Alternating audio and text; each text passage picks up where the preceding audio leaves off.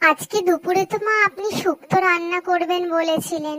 আপনার হাতের শুক্তোটা তো আবার স্পেশাল, আপনার ছেলে খুব ভালো খায়, আমিও যদিও খুবই ভালো খাই।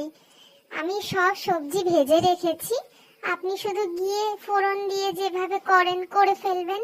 আমি সব সবজি ভেজে গুছিয়ে মশলা রেডি করে রেখেছি। ঠাম্মি, তুমি আজকে শুক্তো রান্না করবে? আমার তো খুব ভালো লাগে তোমার শুক্তোটা। আমি আজকে শুক্তো দিয়েই সব ভাত খাবো। ওরে বাবা, তাই নাকি? তুমি শুক্তো দিয়েই সব ভাত খাবে? ঠিক আছে, আমি তোমাকে খাইয়ে দেবো তাহলে আজকে শুক্তো দিয়ে সব ভাত।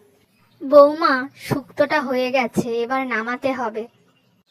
হ্যাঁ, আমি নামানোর ব্যবস্থা করছি।